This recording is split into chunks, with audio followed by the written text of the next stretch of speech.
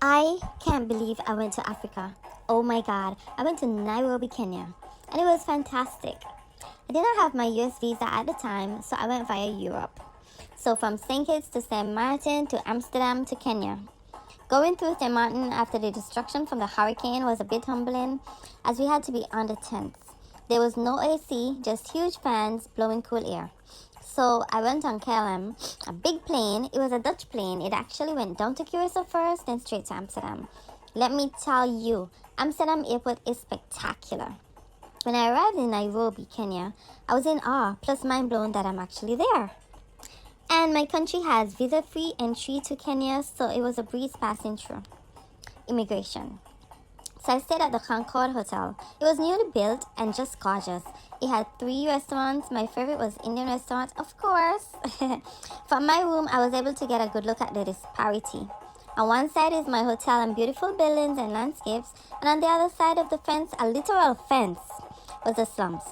I saw people living there. They had no electricity. No, that in reality was depressing. I went down sometimes for meals, but then afterwards I realized that the room service was cheap because a meal cost $1,000 shilling, which equated to 10 US dollars. So room service was really not much.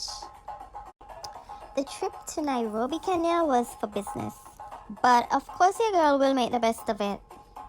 The first day was at the United Nations campus, and let me tell you, the campus is so huge, plus many security checks to keep everyone safe.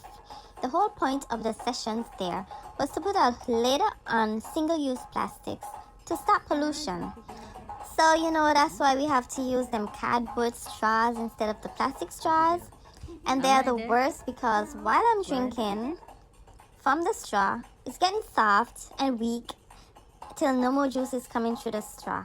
I hate that. Start now. But anyways, I was able to tour the campus. I saw monkeys, elephants, statues, a lot of really good stuff. Lord, I went on a people bike. Yes, I can ride a bike. I still got it. I had a bike for my 10th birthday, so, I know how to ride. I rode far around that big roundabout. It was great. The campus is so big that they got bikes to make the walk easier. You see, I got all nicely dressed up in my heels and I had to change into flats because of how big the place is. From my hotel to the campus and back, I rode in a taxi alone. And sometimes I'm so frightened, Oh my God. It's just a different environment, and to actually see the soil, it's clay soil, so it's a different color to what we have home. The trees, the people, to see how they dress, how they walk around, it's amazing. They use little small buses like we do as well. A lot of the houses have big high fence like what we see in African movies for real, with big beautiful gates. As a foodie, when I travel to different countries, I have to try the national dishes. I had stew chicken and rice, but that tasted so good. I tried my colleague's food, which was fufu and something, but I honestly didn't like it. So as we go on to the no pollution journey, we see clothing made from plastic bags. I don't know about it. It might make me feel too hot. Me don't want to feel hot.